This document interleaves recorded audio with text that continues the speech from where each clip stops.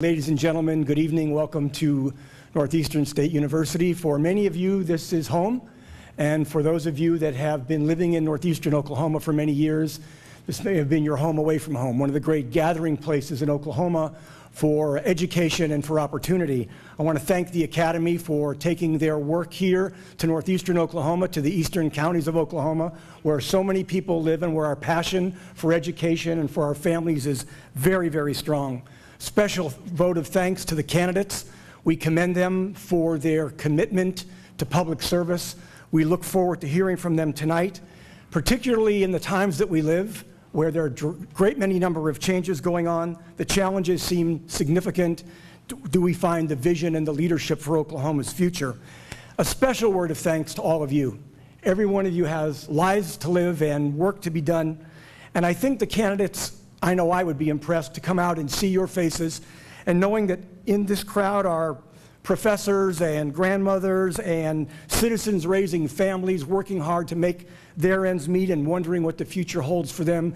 You've come out to find out something very important, and that is who's going to lead this state in the future, because someone on this stage will be our next governor.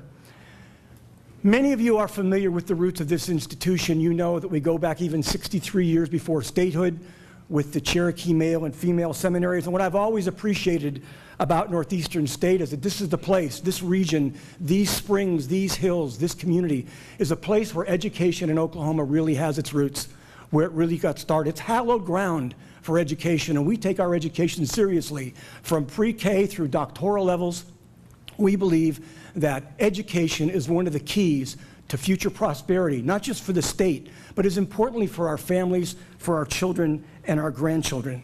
We have a great passion for collaboration. This university knows it can't do it alone. None of you can get your jobs done alone. And we love the fact that we have so many partners in the region and outside the region to help make things happen, education and non-education entities. And I'd like to just say for a moment that let's not forget the important role of all the regional universities. They are immeasurably potent resources for this state. So many of our people can't travel great distances and don't have a great deal of money. And price to value, cost to value, this is one of the great deals in Oklahoma, our regional institutions. We educate more people that stay in the state than any other institution. We have 60,000 alumni of Northeastern State living at this time, and over 90% of them live in the state of Oklahoma, making their contribution, raising their families, starting professions, and making a difference in the lives of this state. We can't forget the absolute central focus of education has to be on who's going to lead and who's going to be in the state in the future. And I love the fact that Northeastern State, along with our other regional colleagues, have that kind of commitment. So tonight, we are here to listen and to learn, to make judgments as engaged citizens of our communities. We have to make these decisions for us. We can't assume that the story is closed, that final decisions have been made. It will be made when each of you walks into the ballot box, when you walk in and take out your pencil, or when you pull your lever and you decide, one of the great, strong traditions of this American democracy, who will in fact lead us in this state. So, if the candidates were here, I would say this. I'm looking forward, and we're looking forward to understanding how you, the individual gubernatorial aspirant, will unite us in addressing the complex, unique challenges that accelerated change has served up before us. And to help us make this evening very special, we have a gifted and experienced educator and a colleague of mine, someone who I admire and respect, whose institution, along with Northeastern, are creating new opportunities for learning virtually every day. The president of Tulsa Community College and my friend, Dr. Tom McKeon. Tom?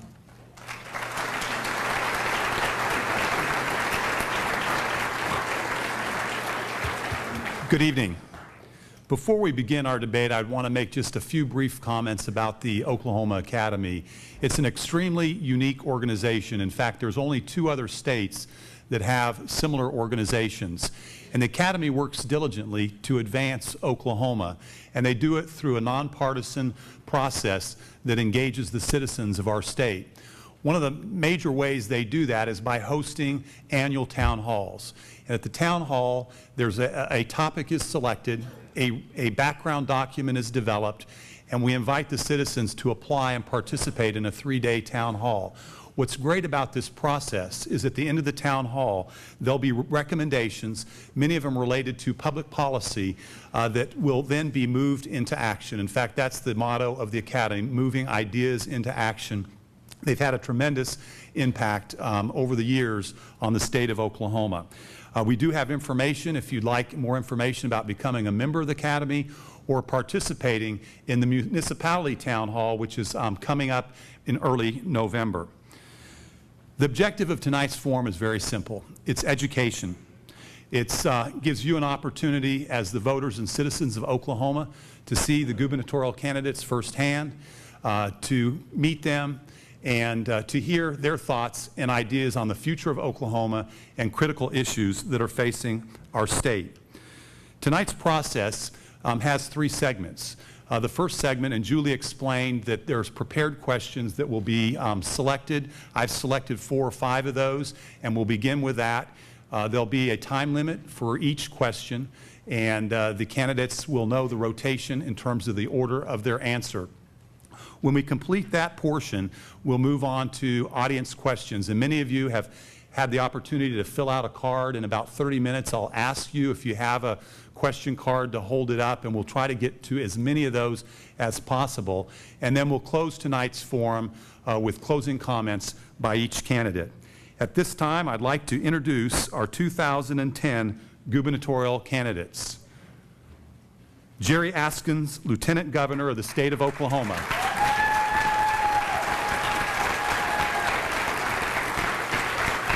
Randy Brogdon, Senator from Owasso.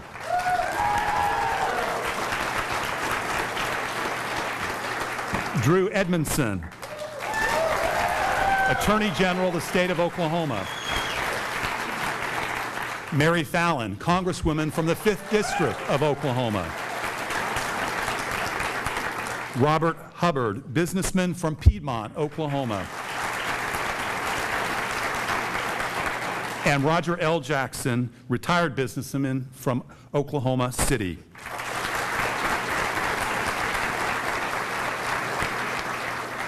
Thank you, candidates.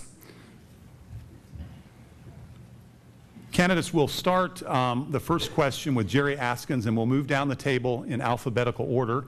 On the second question, we'll start with Randy Brogdon and continue down the table and conclude with Jari Askins, and we'll continue that rotation throughout the evening. Question number 1, and you have 2 minutes to complete your answer. Oklahoma ranks very poorly in many categories, including general health, mental health, child and spousal abuse, teen pregnancy, prescription drug abuse, as well as illegal drug use. Each and all of these areas play significantly in our education and economical statistics.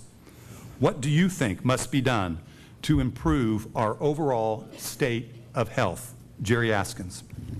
First, I'd like to thank Northeastern State University for hosting us tonight and the opportunity for all of you, the citizens of this region, to be able to come and join us, and certainly the Oklahoma Academy for this, the 6th forum. In terms of Oklahoma's health, we know every report card that we ever get on the state of the state's health continues to rate Oklahoma very poorly. And it's not just the areas that were mentioned, it's childhood immunizations, it's obesity, diabetes, every heart-related issues as well.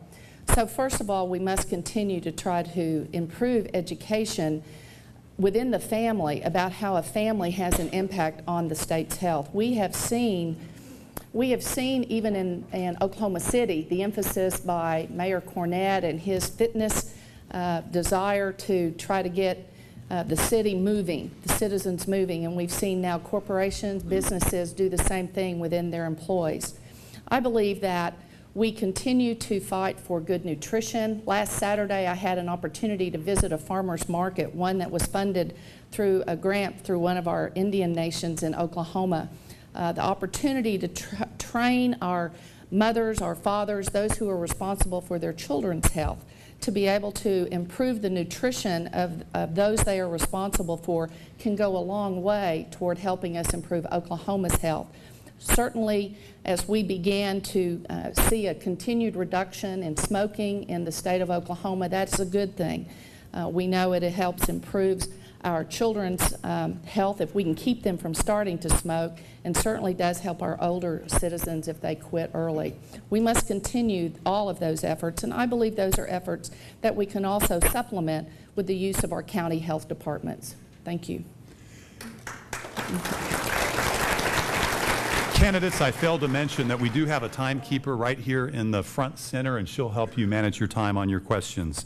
Next, Randy Brogdon. To be here tonight, and I appreciate this opportunity. I think this is my 4th or 5th Academy.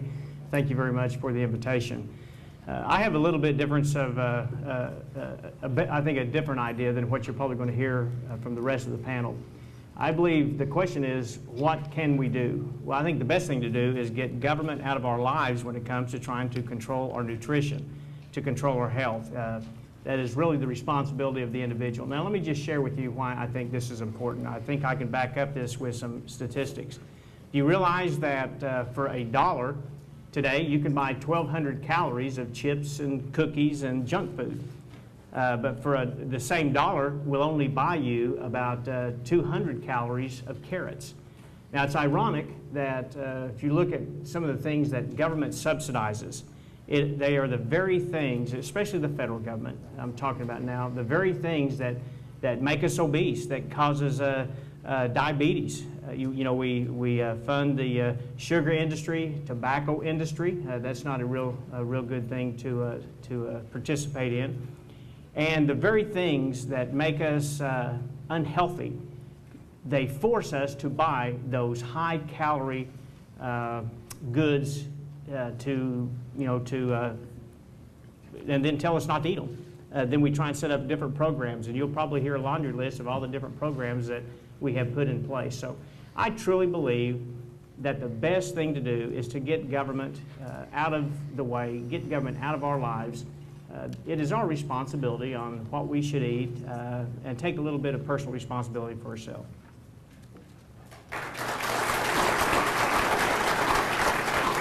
Drew Edmondson. Thank you. I also want to thank the Academy for making this possible, and thank President Betts and the Northeastern State University for these wonderful facilities. It's great to be back to my alma mater. Thank you. Unhealthy lifestyles is one of the several areas where Oklahoma ranks at the bottom end, the wrong end of lists. We rank at the top of unhealthy lifestyles, the top of obesity, toward the top in teen pregnancy, and although our smoking rates have declined, we're still among the top states in youth smoking in particular. All of these are areas where we need to do more work. We got a good start on the healthy lifestyles by taking junk foods out of our grade schools. That was a state statute. It really was a good beginning. We need to carry that into our middle schools, our junior high schools, and our high schools. Not that they don't need snacks, but they can have nutritious snacks, and we can set that example on how to have good, healthy lifestyles. I was very pleased to have had an impact in one of these areas when we completed the litigation against the tobacco industry and created, by a vote of the people, the Oklahoma Tobacco Trust. The interest from that trust is now funding programs aimed at Oklahomans' health to the tune of $15 million last year, $21 million this year, over $30 million projected next year. Not a penny of it's tax dollars. All of it is interest and earnings off the trust, and all of it is aimed at improving the health of the citizens of the state of Oklahoma. We need to encourage youth fitness. JFK's youth fitness program, we recruited Bud Wilkinson to head it up. We need to do it at the state level as well. All of this can get us at the right direction on those lists and create a great quality of life for our children and adults. Mary Fallin. Let me just say it's a great pleasure to be here tonight, and I appreciate the Academy also for hosting these great forums for us to have the opportunity to share our vision for the future of the state of Oklahoma. And we appreciate being here on the campus. Thank you so much for hosting us. And I want to thank all the people that have joined us here tonight. I know you got other things you could be doing, but we appreciate you coming as candidates. Let me just say it is unacceptable for the state of Oklahoma to be at the bottom of so many lists when it comes to health. Too high a rate of diabetes, too high a rate of obesity, too high a rate of heart disease. We have too many children that experience child abuse, too much domestic violence, too much drug addiction in the state of Oklahoma, and we're too good of a state to have those kinds of numbers. They're a drag upon our state's economy, they're a drag upon our families, a drag upon our health, and certainly a drag upon our healthy lifestyles in the state. So as governor, one of the top priorities of mine will be to do everything I can to work on improving these numbers, improving the health of Oklahoma. So how do we do that?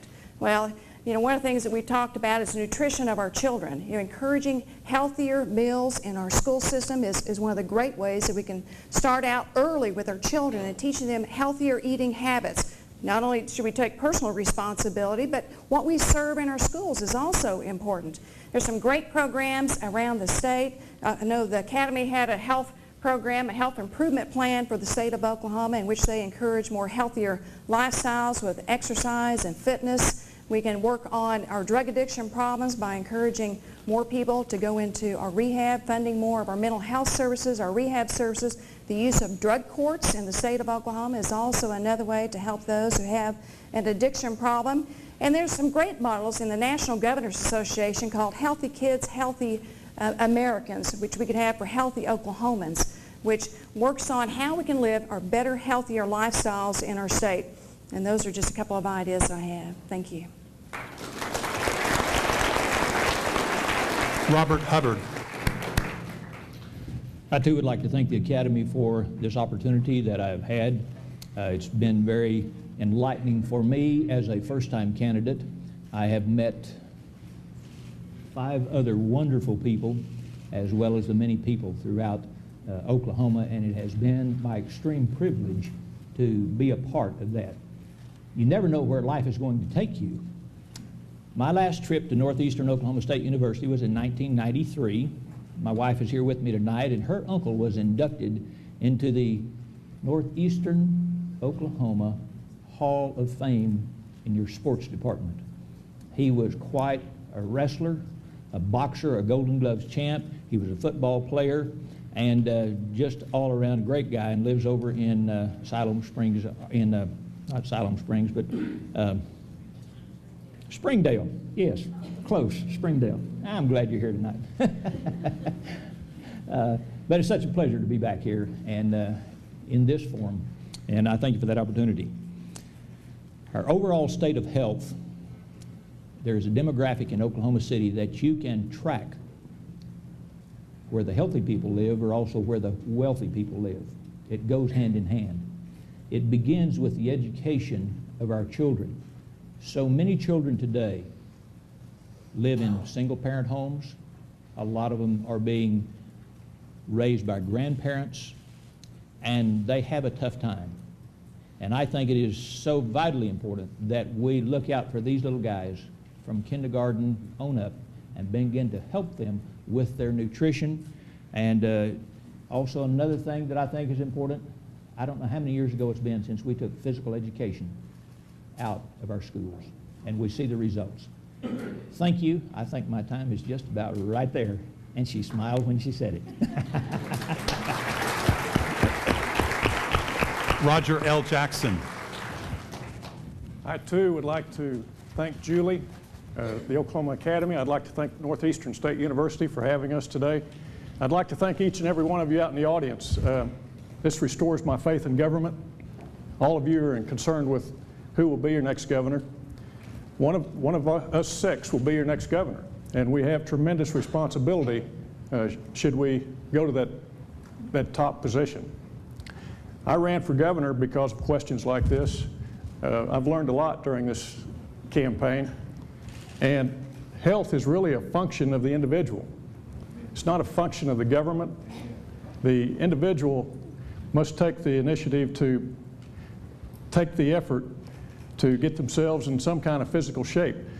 One thing that we could do from our standpoint, we could look at people that, you know, very rarely have a health problem and see what they're doing that contributes to that good health. Many of us, you know, my main problem in life, I can't push myself away from the table quick enough, and that results in extra poundage. This contributes tremendously to diabetes and other disease, and you know, if we could just, I know when I was younger, it seemed like almost everyone in the state was thinner, and at that point, maybe we weren't watching as much television, but we have to get more active, and the government's not going to be able to help us. We just returned, at lunchtime today, we were in Bartlesville, and you know, they have an auditorium there with a gymnasium. Their employees were in there working out at lunchtime.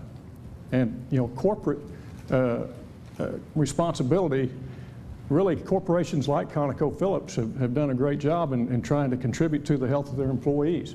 But you know, we need to decrease our tobacco use. I've quit smoking twice.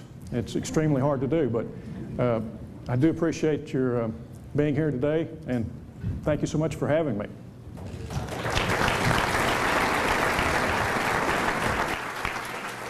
Candidates, again, for the next question, you will have 2 minutes, and we'll start with Randy Brogdon. We know that one of Oklahoma's greatest strengths is her people and their determination. Some examples of other strengths include agricultural research, aerospace technology, oil and natural gas, and science and technology research. What do you see as the strengths that should be highlighted and marketed to enhance pride in our great state, as well as the strengths that can create an atmosphere and environment to enhance our prosperity? Thank you very much. Certainly the oil and gas industry is probably one of the biggest industries in the state of Oklahoma. One of the things that I'm concerned about is our tax structure in this state. And the oil and gas industry gets taxed a little bit more than everybody else. They pay all the corporate income taxes, they pay all the sales taxes, then they get hit with an extra gross production tax. So I believe that it's important that we have policies that would be a little bit more fair to the oil and gas industry, maybe not tax them quite so heavily. And that goes along with my entire tax structure. I believe that we ought to reform our tax system, move away from a very regressive income tax system, move to a consumption tax, a sales tax, and let's grow the economy. Let's create jobs utilizing free market principles. That's when we will really be able to invite businesses here, give them a good reason to come here. You know, if you look at the state of Oklahoma, we have so much going for us. We really do. We are centrally located. We have some of the lowest utility rates in the entire nation. I like to share with people that the state of Oklahoma has more shoreline than the east and west coast combined when you look at our lakes, our rivers, and our streams. A lot of wonderful qualities about the state of Oklahoma that the rest of the nation just doesn't know. They don't know about it. As I've traveled the state over the last 15 months or so campaigning for governor, I've been everywhere from the end of the Panhandle to southeast Oklahoma and all points in between. We have a very diverse geographical region, and there is beauty, I think, that is unparalleled. So if we would share that with people, share that with industry, and give them reasons to come here by reforming our tax structure, that's when our strength will actually improve in this state. Thank you. Drew Edmondson. Oklahomans are very friendly people. There have been many candidates for public office who were just sure they were going to win because everybody they talked to was so friendly. But it's in our nature to do that, and I can assure you, if you ever walk down the sidewalk in New York City and nod to somebody and say hello, they're going to think you're nuts. But we do that all the time, and we are caring people. That is one of our strengths as well. When somebody gets sick, It's not just the minister who goes to visit in the hospital, it's everybody else in the congregation too, unless the doctor puts an order out. We care about our neighbors, we care about our friends, we care about strangers when we see a story in the news. So that is a great strength of our people, and it's something, if we can find a way to express it, that is bound to be an attraction to other businesses and industries to come to this state. I believe we have a great work ethic in Oklahoma. Our people want to work. The 6.7% unemployment that just climbed to 6.8 represents a significant percent of our population that is out of work and wants to work and is seeking jobs and are desperate for our economy to start moving and we start generating the jobs that they can then take. We're better off than many other states that are suffering 10 to 15% unemployment, but 6.8% is still unacceptable. We have a terrific career tech system. We are high in creativity. We have artists, we have singers, we have dancers. I think we've had more than our share of Miss Americas, but we don't want to stop. We want more of those as well. And we are, of course, a leader in energy, and we can be proud of that as well. There is an Oklahoma standard, and we know what it is, and it's something that we should be proud of, and I know we are.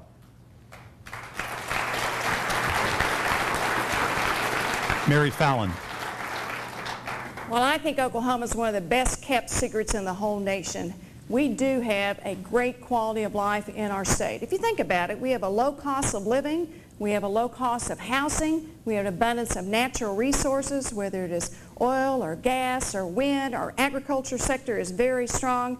We have abundance of utilities and water, low-cost utilities and water in the state of Oklahoma. We're a great place to live, and a lot of people just don't know that yet. And I think that's one of the main objectives of a governor, is to go out and sell the state of Oklahoma, to tell the story, to sell our brand to people around the nation, even other countries, about the quality of life that we have in our state. You know, I've had the opportunity now to not only serve in the state of Oklahoma, but to also serve in Washington. And what I've seen is other states who have made some terrible financial decisions, states that are in trouble with their budgets. We got a little bit of a budget shortfall. We got some challenges ahead of us, but we can overcome those things. I've seen other states like Arizona, Florida, Nevada, whose families are upside down in their mortgages, and where they owe more on their homes than what they're worth. And we don't have those types of problems in the state of Oklahoma. I've seen other states like Michigan, where the auto industry has failed and they have a 26% unemployment rate in some of their areas. We don't have those type of issues. But we have so many things going for us, whether it's our agriculture industry, which is very strong, whether it's our tourism industry, which is the top industry in our state, whether it's the third top industry with our lakes and our parks and our quality of life, whether it is our military installations, our aerospace companies. We have 5 military installations in the state of Oklahoma. As governor, I'd be out there helping to promote aerospace, defense industry, bringing more jobs and opportunities, and attracting those strengths of our state to come to the state of Oklahoma. And of course, energy is one of our other great strengths in our state that I think we have tremendous potential to grow in, especially in the area of natural gas and of course in wind power. So those are all the great strengths that we have. We just need a governor to tell the story and to go out and sell our state. Robert Hubbard. You know, as I looked at this question, I thought about the days of the Dust Bowl. And I think somehow that spirit, that grit, has transferred genetically to a lot of people in Oklahoma. We have a don't quit spirit. We have a tremendous fight in us. And I think that is so extremely important in anything you do. Most people that fail never get up when they get knocked down. And if you haven't been knocked down more than once, you haven't tried a whole lot of things. But what I would like to promote is the creative spirit of Oklahomans. We have produced in Oklahoma City the Paseo District, an area for artists. We have the Red Earth Festival that our fellow Oklahomans in our Indian tribes have brought to Oklahoma City and brings people in from all over the United States. We have so many things. We create such a good climate for small business. In Oklahoma, we need to promote the fact that if you're somebody that has an idea, come to Oklahoma. We're going to treat you, as I have said before, so many ways. You're bound to like one of them. There's not a better place to live. So come be a part of our pioneer spirit, our Western heritage, and fit in and enjoy the good life in Oklahoma. Roger Jackson. You know, excuse me, to answer this question, we not only need to look at what we have for natural resources, we need to look at what we're doing wrong. And, you know, first and foremost, we have our people. We have a strong people here in Oklahoma. But, you know, natural resources, we rival the country. We're third in the nation in oil and gas, fourth in wheat, fifth in pecans, sixth in peanuts. That's why we have a boll weevil eradication organization, 21 members strong. We're eighth in peaches, fourth in cattle, and wind and solar possibilities are limitless. But what are we doing wrong? Well, in my mind, Oklahoma is poorly managed. We're running our state like it's still 1959. This is 2010. We have to be competitive in what we do. I'll give you an example. You know, we have created, politicians here in Oklahoma have encouraged a wine industry within our state's borders. What did we do? We turn around, our grocery stores in our state of Oklahoma cannot sell wine. We're one of 5 states in the country that cannot sell 4.6% beer in our grocery stores. Now, I'm not proposing we all become alcoholics. I'm proposing stores like Costco have told the governor they won't come to Oklahoma until they can sell wine, because Costco is the largest wine retailer in the country. But, you know, problems like this are very easy to solve if we just pull our heads out of the sand, quit operating in 1959. Also, we need to, you know, create a climate that would encourage innovation. Countries like Singapore were studied in depth. How did they turn their economies around in 10 years?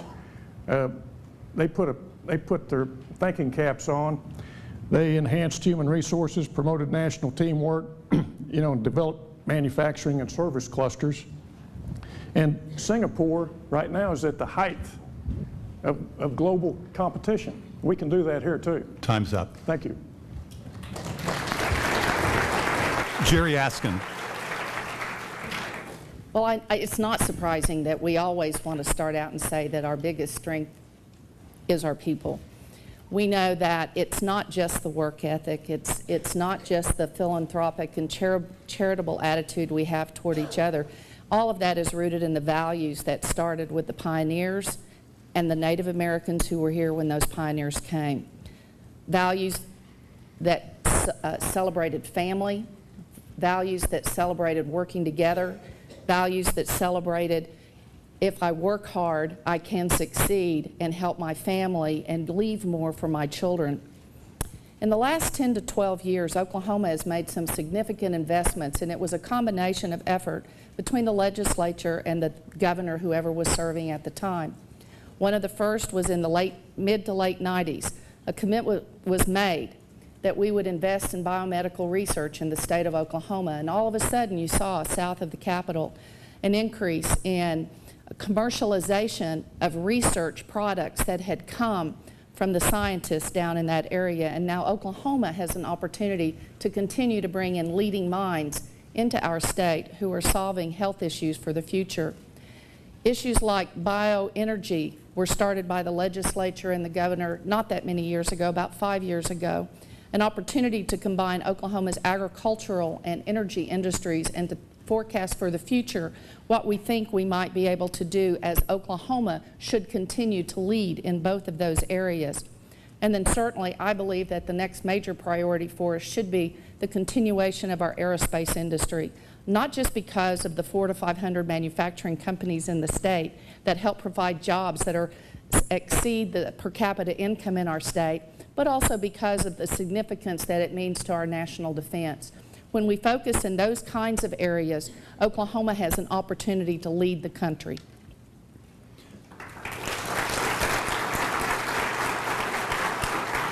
Audience members, if you have a question card and like to turn it in, now would be the time to do that. Please hold it up, and I think we have some students that will come by and collect those. Thank you. Candidates will stick with the 2-minute time limit. And our next question, prison overcrowding and its impact on the state budget are critical issues for Oklahoma's future. No one wants to be soft on criminals, but statistics such as Oklahoma being #1 in the incarceration of women and very high rankings in the overall number of people we incarcerate suggest that there may be better and cheaper ways to do with particularly nonviolent crimes like drug crimes. What would you propose to do to address this growing problem? And we'll start with Drew Edmondson. Thank you. I agree this is a tremendous issue. We're #1 in the nation in the incarceration of females, and that should not be a source of pride for us. We're in the top 5 in the nation in our incarceration rates overall, and that neither should be a source of pride. Every study of our prison system has told us the same thing. 80 to 90% of the people incarcerated have an underlying drug, alcohol, or mental health problem. But we have never put the resources in place to try to address those problems, rather than walking people up the ladder from a deferred sentence to a suspended sentence to weekends in the county jail, and then they're looking at 20 to life because they're a habitual criminal under Oklahoma's statutes. 2 years ago, I endorsed the Department of Mental Health's Smart on Crime proposal, which requires an investment of money over a 3-year period to start putting those facilities in place around the state of Oklahoma and start treating the underlying causes of crime before they commit the 2nd, 3rd, or 4th felony and finally run the DA and the judge out of patience and get one of those draconian sentences. It is extremely difficult for Justin Jones, the director of the Department of Corrections, to run the program he has with repeated budget cuts. He's down to 72% of the desired ratio of prison guards to inmates. That is an extremely dangerous situation. We need both short-term and long-term solutions to that problem, and the long-term solution is Smart on Crime. I've endorsed it. I support it. We will get it done. Mary Fallin. You know, it is a fact that we have way too high of a number of women that are incarcerated in our prisons. I had the opportunity several years ago to be the chair of the Status of Commission of Women study on why we're #1 in the nation on women incarcerated in our prison systems. And so I actually went into the prisons myself, talked to the inmates, brought in experts to give us testimony about why we have such a high incarceration rate. And one of the things that we did find was that we have a high number of people who are in prison because of drug addiction problems, because of alcohol addiction problems, because of arrest for some type of crime that they perpetrated while they were under the influence. We also found that over about 50% of our people who are in our prison system do not have a formal high school education, a lack of an education. That is still a big issue today. We need to work on reducing our number of high school graduates. I think if we can get people a good education, get them a good job, hopefully we can keep them out of our prison system. I do support the use of drug courts in the state of Oklahoma. I know that I had the opportunity today to visit with several of the local district attorneys and also some of the sheriffs about the use of our drug courts and taking non-violent, non-drug dealer offenders who have an addiction problem and putting them through our drug courts to get them the type of treatment that they need versus putting them in a $20,000 a year prison cell and locking them up for 10 years. I think we can also do a better job of using our faith-based organizations to help with our prison ministries and even with some of the social issues that we have, as I mentioned, with drug addiction itself. And we need to do a better job of expanding our rehabilitative services. We can be tough on crime, but yet smart on crime and smart about how we spend our money. It's a drag upon our economy. It's a drag upon our state budget when we have these issues within our state, and it's certainly something that should be a top priority for the governor's state of Oklahoma. Robert Hubbard. As I began to research the prison systems around the country, a most startling fact came to light. Just a few years back, Texas incarcerated more people than did the federal government.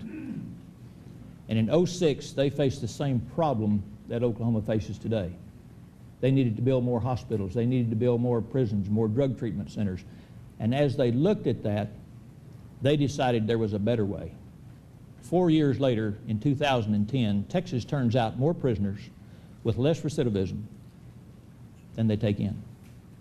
Now you say that's astonishing. It is, but something else that is more astonishing to me, with our budget crunch in the state, we are shutting down the very community care programs that work in other states. And I think that is inexcusable. We're going to have to find the money to keep rehabilitating these people, getting them the mental care, the health care that they need so that we can reprogram them and get them back on track to become useful citizens. An interesting statistic from the drug courts in Oklahoma County. Less than 5% of those who graduate drug court in Oklahoma County ever see DOC custody again. Those are the types of things that work. We have to work them. We have to make sure they're worked, and we have to continue in that effort to retrain, reprogram, and rebuild the lives of people that have been less fortunate, that got started on the wrong foot, and need another chance in life. And one of the best ways we can do that is through our human resources. I visited with some people yesterday in western Oklahoma that have some good ideas. And we only will find good ideas if we listen to those who are in the field that know what to do. Thank you. Roger Jackson. To fill the audience in a little bit on numbers, you know, the Department of Corrections spent budget was $469 million last year, and we have a system offender population 25,200 people. Of that 25,200, 2,651 were women, average age 37 years old. Really what needs to be done, in my mind, I'd need to set a goal, you know, to get the women incarcerated in Oklahoma down below the national average, first of all, within my term of office. But we need more local guidance on this and less at the federal level. In my mind, we need successful women, you know, speaking and mentoring younger women to help avoid the problems that they have. Currently, we have a terrible problem with poverty within our state that contributes, you know, to these high numbers. And women already incarcerated, they need opportunities to reunite with their children and their families while they're incarcerated to you know, when you put someone in jail, you don't just affect that individual, you affect the family. So we have to become more passionate, more compassionate about helping these women that are incarcerated. 2,651 is not a huge number. We should be able to reduce that below the national average. But we're going to have to put our thinking caps on. We need to reduce current felonies. Many of those felonies that are nonviolent, we need to reduce those to misdemeanors. That would be the first step that I would look at very strongly. But we need to promote a statewide dialogue, you know, involving both government leaders and women's advocates. Thank you very much. Jari Askins. As far back as 20 years ago, the state of Oklahoma could not compare itself in a good way concerning incarceration of women or total prison population. The state of Minnesota has a population larger than Oklahoma, but its prison population is much smaller. And if you look inside, you see in the state that for years, for decades, the state of Minnesota has committed community-based resources to intervene before behavior leads to criminal conduct, substance abuse treatment, mental health treatment. And Oklahoma continues to talk about it, but has not yet exerted the political will to be able to say this is a priority. When I was on the bench, I saw over and over again judges who sentenced offenders to prison because they believed that treatment was available within the Department of Corrections. But over the last 10 years, as budgets have declined, those treatment programs have declined. And so there are not the treatment options that many people believe. That's why when I got to the legislature that I authored the first bill on drug court, because I'd been over here in Cherokee County and I knew your county was one of the leaders. Your courts were some of the leaders in community sentencing efforts and in showing the rest of us what we could do if we pulled together a community and said, let's figure out how we want to treat the individuals that we believe we can make a difference with. Oklahoma must continue to do that on a statewide basis. At the same time, we must continue to figure out a better way of reintegrating those who have completed their sentences and are returning to our communities. They will be somebody's neighbor, and we should do all we can to help them be successful. I talked a couple of weeks ago about a program I observed in Tulsa called Fitting Back In. Since 2006, 747 graduates have moved through the Department of Corrections and completed that program. 8 reoffended. That's a heck of a statistic we ought to be modeling everywhere. Thank you. Randy Brogdon. Over the last several years, as I served in the state senate, I saw a pattern. Every single year when we funded corrections, it was always underfunded. And I have taken on public safety as my #1 priority to properly and adequately fund all parts of our public safety, whether it's corrections, the DA's office. And one of the most astounding positive things I've seen are the drug courts. I have sat in those drug courts and watched the graduation. And it's true, the recidivism rate is extremely low. You know, I think we truly need to move from warehousing to reform. Once people are put in prison, too often, more often than not, very little reform takes place. My wife, she happens to work for a faith-based organization. She's a banker, and she teaches finance classes at the Turley Correctional Facility.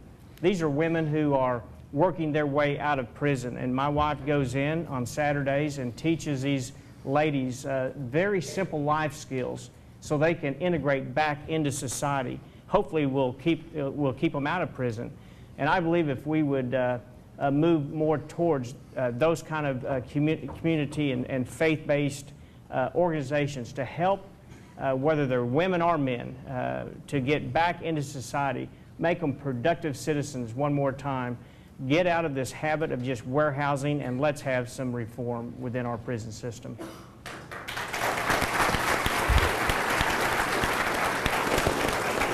Candidates, this will be the last Oklahoma Academy prepared question, and we're going to limit you to 1 minute. We'd like to try to get as many audience questions in as possible. The question is, Oklahoma is very unique in that we are the home to 39 federally recognized tribes. In 2007, the Academy focused its town hall conference on building alliances with tribal governments, state and local governments, and the private sector. As Oklahoma's next governor, would you foster building alliances with the tribes, and if so, how? Again, 1 minute, and we'll begin with Mary Fallin. Let me just say that as a lieutenant governor and also as a congresswoman, I've had the opportunity to work with the tribes in my various positions of service, and I have an appreciation for their sovereignty, for their heritage and their culture, and they add value to the state of Oklahoma. They create jobs, they invest money, and they've been very active in many industries that are very important to the state of Oklahoma. And let me just mention a couple of them. Tourism, for #1, is our 3rd largest industry in the state of Oklahoma. Our tribes have built hotels, they've built golf courses, they've attracted people to come to the state of Oklahoma to spend their money, and it has a trickle-down effect throughout our economy. We have tribes here, in fact the Cherokee tribe right here in this area has been very involved in aerospace and defense contracting. As a member of the Armed Services Committee in Washington, I think that's one of the great areas that we can work with the tribes to expand more jobs and opportunities and bring new business to the state of Oklahoma. And they've been good partners with us on transportation needs and the federal dollars that they get for roads and bridges. Time's up. A quick 1 minute. Robert Hubbard. You know, the way our federal government is going, we may need to create closer bonds with our tribes in Oklahoma because of their sovereignty, and we may reach out and say, brother, I need your help.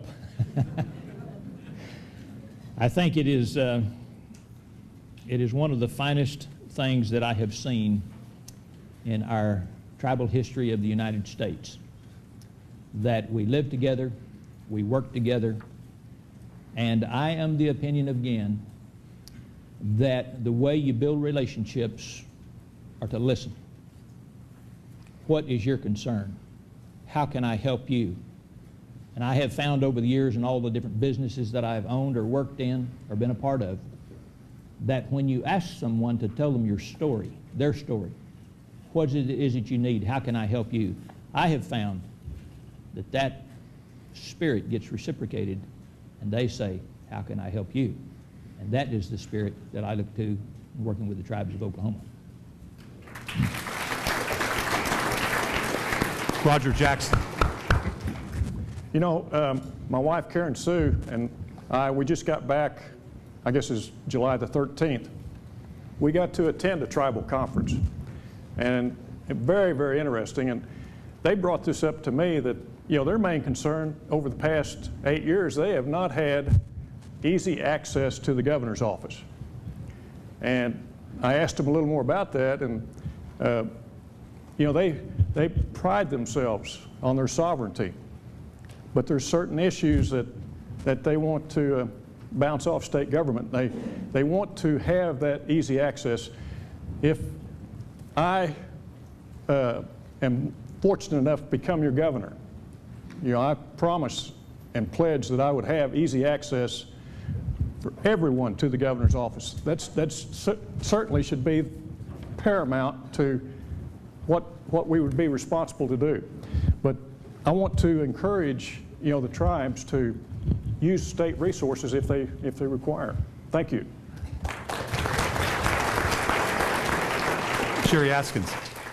Thank you, and having had an opportunity to attend a small part of that 2007 Oklahoma Town Hall meeting, I know how important it was to the tribal leaders who were there to have citizens from around Oklahoma to come and listen to them about their concerns that they had for the future of a state that needed to be pulling in one direction and not 39 plus 1 for the state directions. It's going to continue to be that way, and my door as it has been open as Lieutenant Governor. I have visited with tribal leaders and their economic development councils on numerous occasions. We have health care facilities in the state of Oklahoma that did not exist 5 years ago because our tribal nations have taken it upon themselves to place those facilities in areas underserved in this state. I know county commissioners that are grateful for roads and bridges because of the partnerships that they have with tribal nations in their area. We must continue to develop and foster that kind of relationship. Thank you. Randy Brogdon.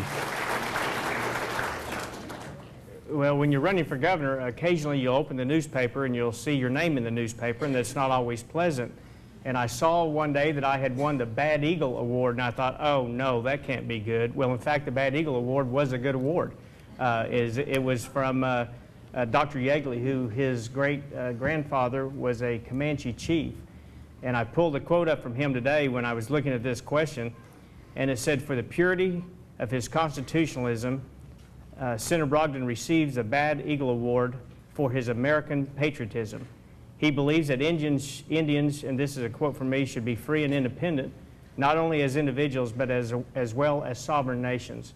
And as far as the Indian tribes are concerned, I have a very easy approach. It's a hands-off. I respect individual liberty.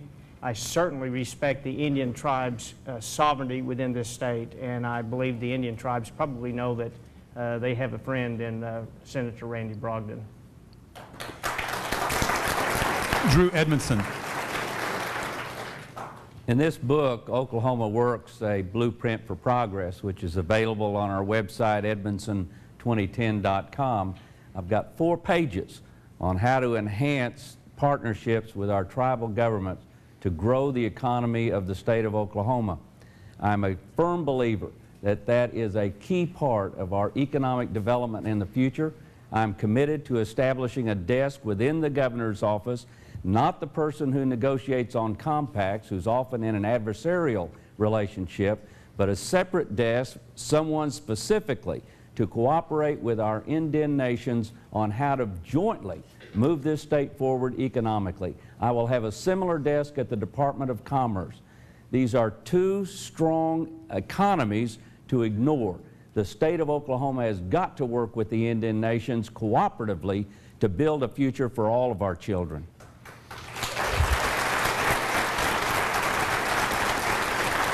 Candidates, we're now going to move into our audience questions, and for each of the audience questions, we're going to limit you to 1 minute so we can get as many in as possible.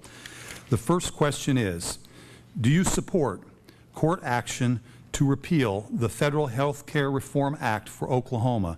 A yes or no answer is requested, and if you support repeal, how will you replace the benefits for Oklahomans, and how will you pay for those replacement benefits? And we will begin with Robert Hubbard. Certainly I would say yes to repeal. We cannot continue the downward spiral that we are looking at and doing with spending more money than we have. As a youngster, if I had $1, I couldn't spend $1.50. I didn't have a charge account, couldn't do it. So we need to look very closely at health care. Insure Oklahoma is a start, and that would be something that I would look to. Roger L. Jackson. Yes, I would support repeal of the Obama health care. I was disappointed that our state didn't go along with 15 or 20 other states that have filed a lawsuit to do so. I do not have all the answers of what to do on health care to replace our current system is probably covering 75% of our population. I don't have the answers on that. Sorry. Jari Askins. I think the state of Oklahoma has the right to decide whether or not they wish to participate. And I agree that if we have an opportunity to repeal it, I think the state of Oklahoma will repeal it. As governor, my responsibility will be, how do you make up? How do you make up all of the people who could be covered that will not be covered? We could have done it better if Oklahoma had been able to draft our own plan, grants to improve the Insure Oklahoma that was mentioned.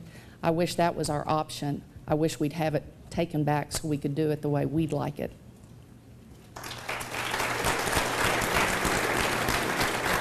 Randy Brogdon. Well, I was the author this year of the opt-out of the Obamacare bill. I believe it is blatantly unconstitutional on many different levels. I don't believe the federal government has any authority to tell any citizen where to buy health insurance. I also believe that it's important that we protect the health care providers in this state, protect our hospitals, protect the doctors, and so I authored this bill. And we also authored another piece of legislation that would have given the opportunity for the President of the Senate and the pro temp to join in the lawsuit that I wish the Attorney General had joined, and I'm sure he'll address that here in just a minute. But yes, I believe it is as a sovereign state, as sovereign people in this state, it is the responsibility to protect the citizens of this state, and that's why I authored that legislation, and I fully support it.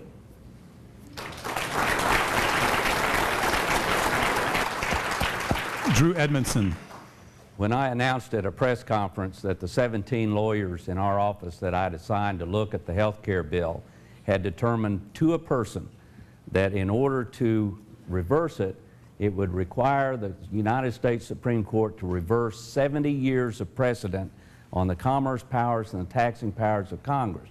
And our lawyers thought the chances of that happening were slim to none, and it would be an unwise expenditure of state resources to join in that litigation. That being said, we told the legislature that under Title 74, if they requested us to enter that litigation, we would construe that as a mandatory duty. The language is shall.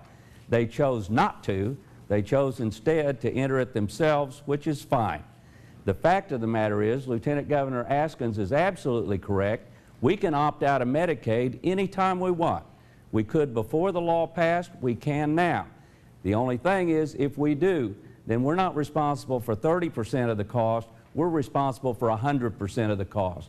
And if those who say we should opt out are ready to assume that burden, I'd like to hear that statement from them as well.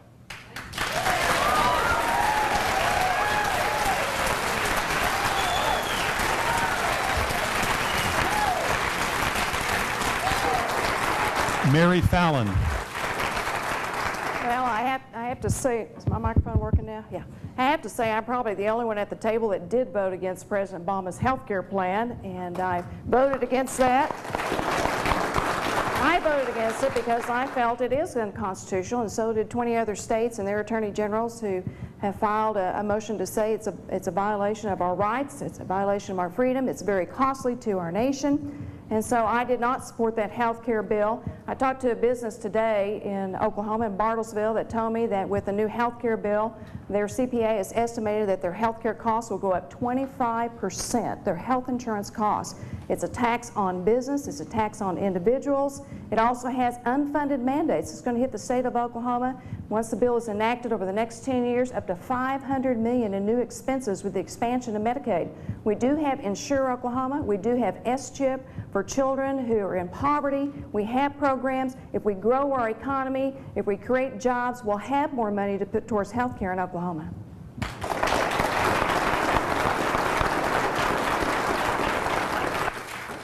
Kenneth, our second audience question, and again, 1 minute in your response. Childhood poverty is a significant and growing issue in the state of Oklahoma. What will you do to address this issue as governor? And we'll start with Roger Jackson.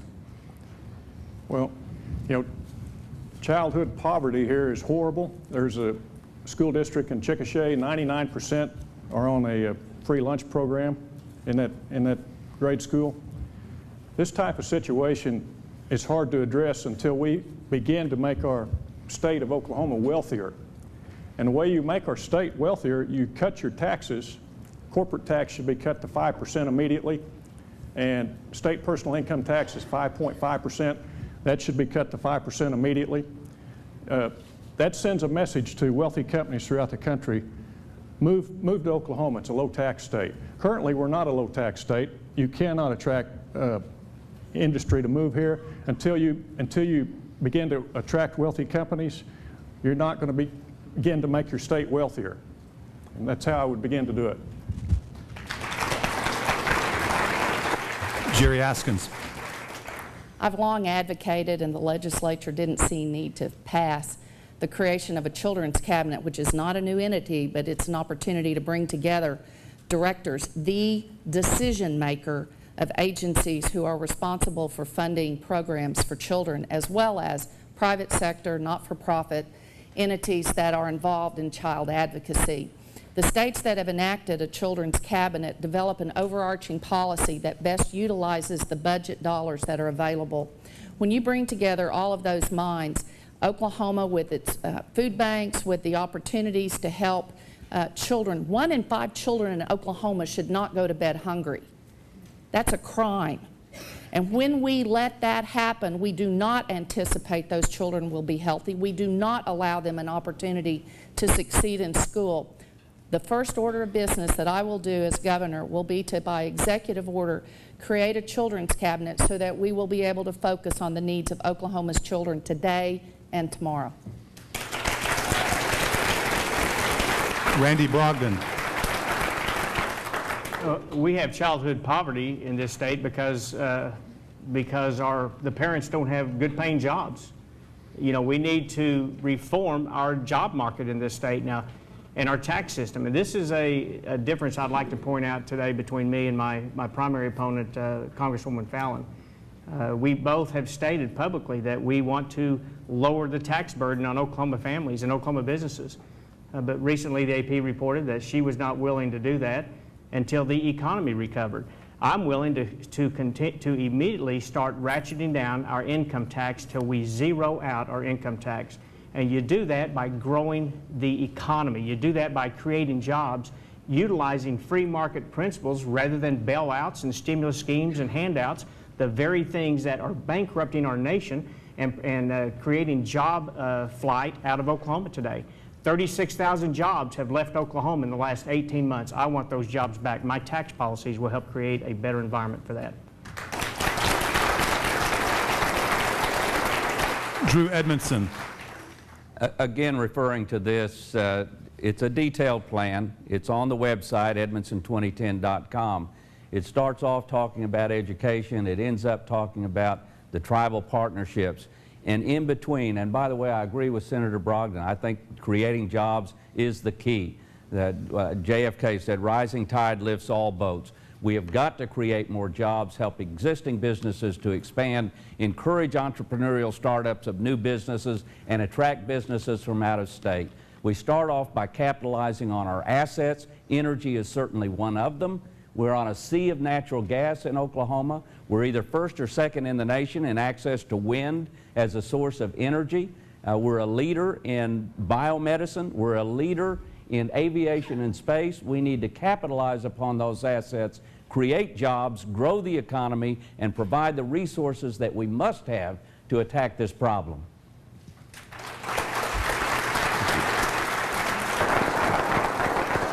Mary Fallin. Our next governor is going to have to focus like a laser beam on jobs and opportunity and creating the very best business atmosphere to help businesses expand and to recruit new industry to the state of Oklahoma. That's how we help with the poverty rate in the state of Oklahoma. But we also, and let me just say, I am for lowering taxes. The question I was asked is, when you take office in January, are you going to cut taxes immediately? And I said, well, one of the things we have to do is balance our budget and then work towards lowering our taxes. So I'm all for keeping taxes low, and that's a big priority of mine. But let me just say, on children, you know, one of the big problems that we have in the state of Oklahoma with poverty is the lack of education. We have 25% of our students drop out of high school, only 17% get a college degree. We have to better educate our children, better educate our workforce. That is one of the ways that we can help with poverty. And then I also want to mention about our teen pregnancy rate in the state of Oklahoma. About 40% of our babies born in Oklahoma are born to unwed mothers. That gets our children off to a bad start. Robert Hubbard.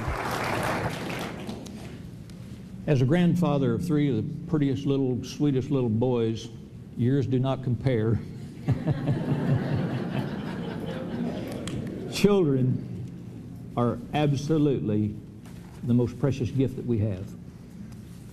And the state of Oklahoma has dropped the ball time and time again. I have campaigned this year, and one of the things I have campaigned on is the Department of Human Services. We, as a state, allow women to have children that are on drugs. We take those children away from those women, and we do nothing to the women or the guys that were a part of that. We have to take those women, and we have to get them help. Some of them I know have had a very difficult upbringing. They have not had the kind of abilities that we've had growing up. We need to help them, but we need to stop the cycle. Thank you.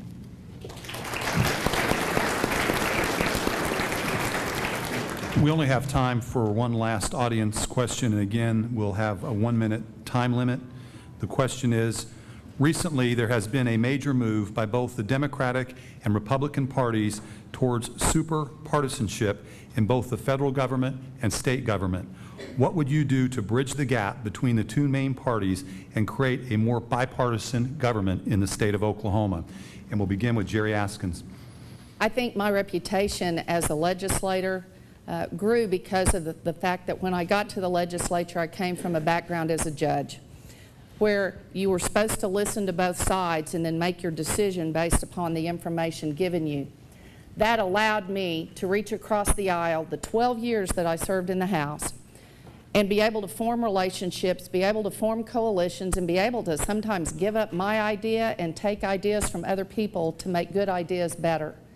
That's what I will continue to do as governor. I have the ability to be able to build bridges that will build coalitions that will help solve the problems facing the state of Oklahoma. I hear that from people all across the state. They do not want the bitterness and divisiveness of Washington to exist at the state capitol in Oklahoma City. I promise not to let that happen from the governor's office. Thank you. Randy Brogdon. My idea of leadership is one of serving other people and educating. And I have been quite successful doing that as a state senator. I've been very successful as a business owner for the last 30 years. I've been successful doing that in my church and in my community.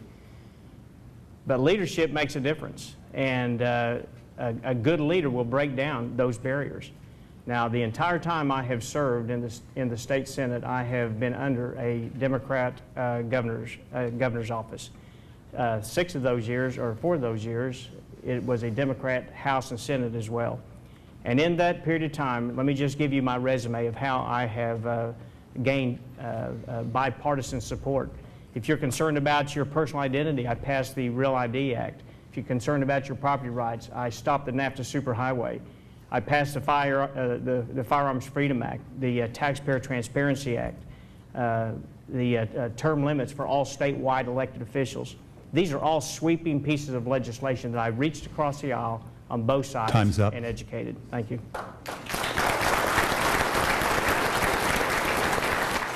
Drew Edmondson. For the last 15 and a half years out of the Attorney General's office, when we've sought legislation from the legislature, we have made a point of seeking both Democratic and Republican authors in the House and the Senate. And we did that before the Republican Party took over the House and Senate. We did it because we wanted bills coming out of our office to be perceived as nonpartisan, bipartisan pieces of legislation aimed at the criminal justice system, aimed at protecting consumers, whatever the particular subject matter is. So I've established relationships and friendships across the aisle already with people that I will be able to work with. I think it's incredibly important, aside from the reaching across the aisle, is to have the personal meetings, the breakfasts, the lunches, the meetings after work, small group, one-on-one, to firm up those relationships. So much of it is personal and not political. We need to do that to move Oklahoma forward. Time's up. Mary Fallin. Well, people are tired of the partisanship that is in our nation, and they want solutions to their problems. You know, they want someone that's going to work on the problems that they face every day. I've had the opportunity to serve in the Oklahoma legislature in a Democrat House. We had a Democrat Senate. We even had a Democrat governor during that time. And when I was in the legislature, I was able to pass over a dozen pieces of legislation into law because I worked across both sides of the aisle talking about solutions to problems, not being partisan. I've also had the opportunity to serve both in a Republican governor and a Democrat governor and to work in both of their administrations.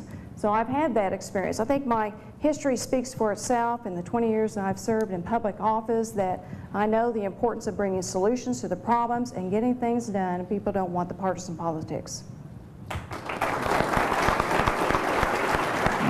Robert Hubbard. You know, a few weeks ago when I stepped on the platform out under the trees in Hugo, Oklahoma, and said I was a Republican running for governor, people kind of looked. And I said, I know, ladies and gentlemen, I am in Little Dixie, and I understand that. But when I am governor of this state, I will not be governor of just Republicans, but everybody in this state, and that is what I mean. As I've watched the state legislature from time to time, I don't see it so much divided between Democrats and Republicans as I do urban and rural.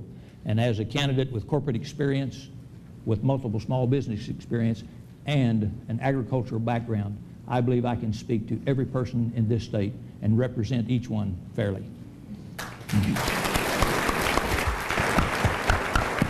Roger Jackson. You know, in my mind, if you want to improve the situation, you're going to have to change your thinking, put a manager in office, put some new blood in office that can get along with people. Term limits have done a lot to attack what we're talking about and help to eliminate some of it. But you know, you need a new approach out here, and I'm your man. You need a manager with 45 years experience getting along with people. And I want you to think about that. Visit my website, jacksonforokgov.com, and see if you think I have the background that can get along with people. We need someone that can get along with people, and I've done that all my lifetime. So please consider me before you scratch that mark in the polling booth. Thank you.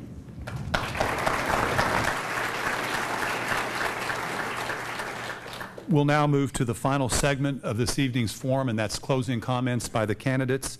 Candidates, you each have 2 minutes, and we'll start with Randy Brogdon. Thank you. Thanks again for everyone being here tonight, and I appreciate the Academy for hosting this. Can you hear me? All right, let me start over. I appreciate the opportunity to be with you tonight. Thank you for being here, and to the Academy again, thanks for hosting these forums. I'm running for governor for a very simple reason, that I believe will have a profound impact on the state of Oklahoma, and that is to restore the founding principles that made this nation great, that has made Oklahoma an amazing place to live. You know, values that we once held sacred here in this state. Values such as limited government, personal responsibility, and the expansion of freedom are now too often held in contempt and looked down on by politicians, especially those politicians in Washington, D.C. And I'm concerned about my kids' future. I'm concerned about the economy.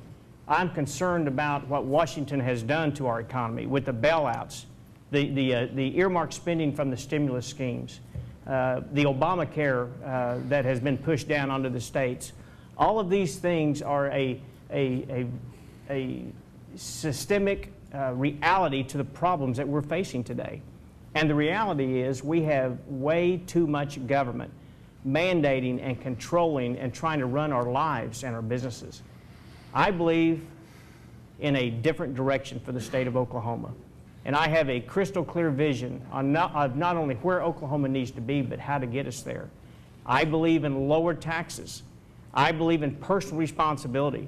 I truly believe in limiting the power that the politicians have taken over on the lives and the families right here in Oklahoma. I'd be honored to have your vote. And if you're looking for a challenge to the status quo, I'm your guy. If you're happy with the way things are, I'm not your guy tonight. And I'll tell you that I am a danger to the status quo. I'd appreciate your vote. Thank you very much.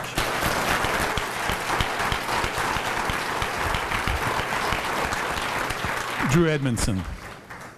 Next Tuesday, the voters of the state of Oklahoma will make the first of 2 critical decisions this year that will shape the future of the state of Oklahoma.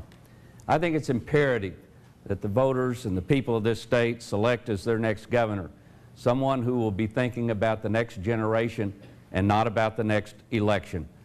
My record in the Attorney General's office has been one of accomplishment, and the things that we have done will inure to the benefit of the people of the state of Oklahoma for decades to come. The Tobacco Trust, which was created by a vote of the people in 2000, stemming out of the settlement of the lawsuit with the tobacco industry, is already aiding the health of the citizens of the state of Oklahoma. The amount of money that's coming out in interest and earnings is changing from $15 million last year to $21 million this year, $30 million next year, and it will be generating those benefits for Oklahomans long after I'm gone from this earth. By the same token, the Education Technology Trust, created in a settlement with Southwestern Bell, has helped move us from 50th in the nation in access to computers in our schools to 12th in the nation in access to those computers. And that trust still has the original corpus and will be helping the citizens and the children of the state of Oklahoma long after I'm gone from this state and from this earth. Those are the kinds of things that the next governor needs to be doing to benefit this state. 2011 and 2012 are going to be very difficult fiscal years. Make no bones about it. 2011 is probably going to be another year of budget cuts, but we can start making the structural changes in government that will recreate this state and help produce an economy, a growing economy, and a betterment to our system that will make a place where our grandchildren can have jobs and a better place to live. Thank you for your consideration.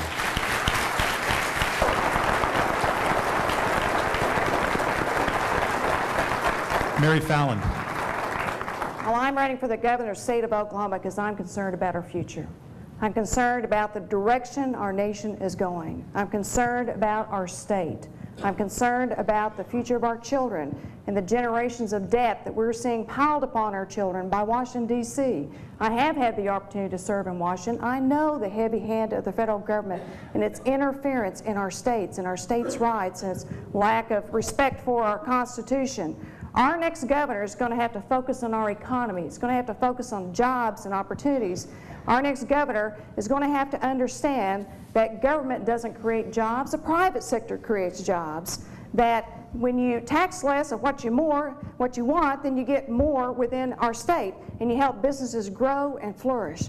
And I'm going to do everything I can to focus like a laser beam on jobs and opportunity and remove impediments to doing business. Now, we're facing some very tough times right now in our state. We have a budget shortfall. We had a budget shortfall over the last couple of years. Our next governor is going to have to make some very tough decisions about spending. I'm going to ask our state agencies to do everything they can to become smaller, smarter, more efficient. I'm going to bring in individuals in the private sector that can bring in reform efforts to government, because that's our money as taxpayers that our government is spending. And then we're going to have to focus on education and the workforce and do everything we can to create the very best education system possible for our children, because a stronger education system makes for a stronger economy. These are challenging times for our state, and certainly very challenging times for our families. I've had the opportunity to travel all across the state of Oklahoma, and I've asked people, what is it that you're concerned about with our state? And they tell me, we want to have a job. We want to have a good paying job. We want government to stay out of our businesses. We don't want government to come in and telling us what we're going to do with our health care. We want to be able to expand our businesses. And a lot of businesses are sitting on the sideline right now because they don't know what's going to happen in our economy. So the next governor is going to have to focus like a laser beam on our economy and government reform.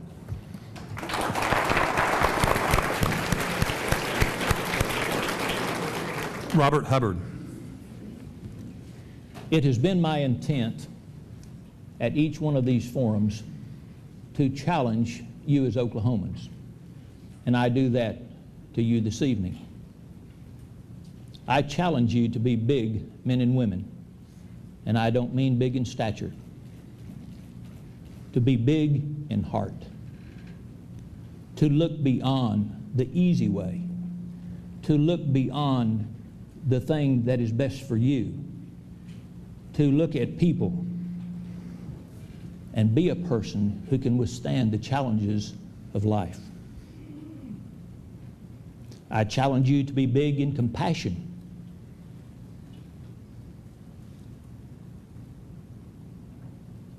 to see beyond yourself, to see beyond your needs, to see your neighbors in a light when they need help,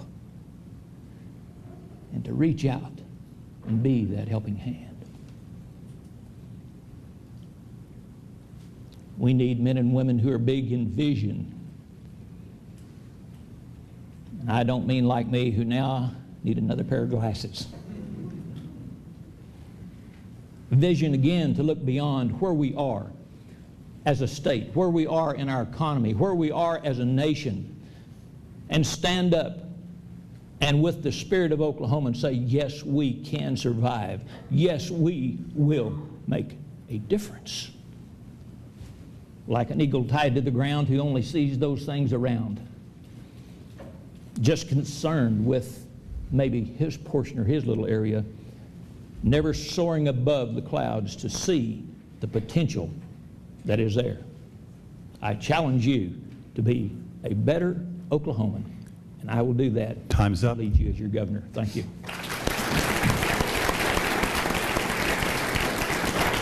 Roger L. Jackson. Once again, I want to thank this great audience. I know you're really concerned about your state's government, or you wouldn't be here. I want to thank you for coming out tonight and listening to us. I want you to be aware, if elected governor, if you elect me governor, you're electing someone that's got 45 years of business, management, negotiating experience, and that would allow me to overcome some of these political and special interest groups that have stymied our state's efforts to escape this financial emergency the past 2 years. I'm the only candidate that really recognizes what a financial emergency we're in. It's pointed out very carefully on my website, jacksonforokgov.com. And I've also got, I don't just point out the problems that we have in the state, I point out solutions. Even though they're controversial, they're up on my website, and I'd like feedback, from each and every one of you, what you think of these ideas. But we're going to have to not only cut state government, we have to raise revenues. And we have to cut taxes. We are a high tax state. We have to lower taxes to get wealthy companies and wealthy individuals to move here. California, right now, California has got a mass exodus out of that state, and those people have money, and that's the type of people we want to attract to Oklahoma. I want to look at medical marijuana. Terminally ill Oklahomans have the right to have this option over prescription drugs that are very, very expensive and have very, very dangerous side effects. I want to be able to buy a car here on Sunday afternoon. Why can't we have car dealers open here on Sunday? It's the big car dealers that are blocking that opportunity. Why can't we rebid our state's global health HMO for our state employees? It's 40% overpriced compared to other states. Why? Governor Henry vetoed the right to do that. Well, I want to bring back our overnight liquidity fund, $1 billion. Used to be in this state. It was Time is up. shipped out of state. Thank you very much for having me. Jari Askins. I'm running to be your next governor because I believe this is an opportunity to change the way that Oklahoma's government does business. When times are tough, business itself looks internally and makes changes, and this is the opportunity for us who work at the state capitol to do the same thing.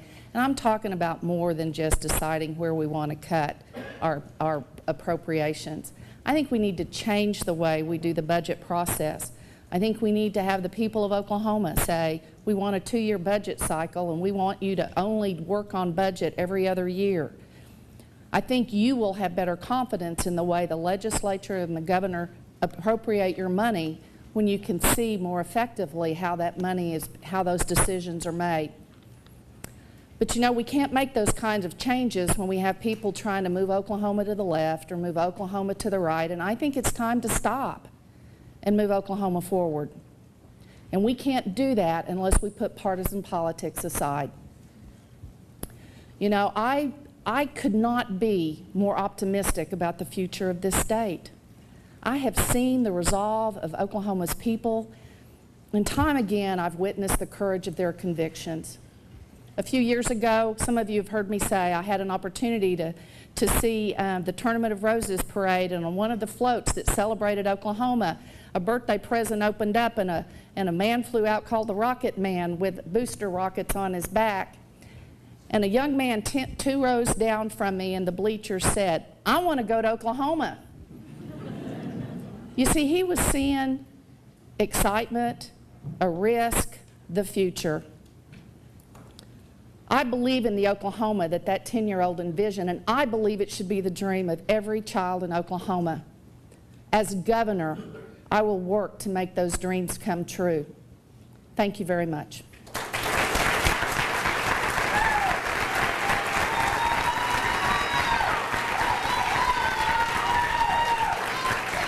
In closing, I'd like to thank Dr.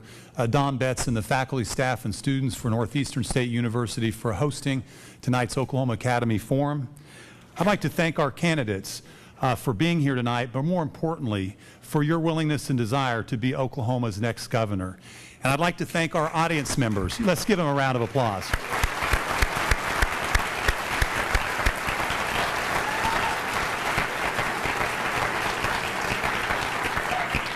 And thank you, the audience members, for your participation this evening and your involvement in Oklahoma's electoral process. Please remember that next Tuesday, July 27th, is our state's primary. Thank you, and have a good rest of your evening.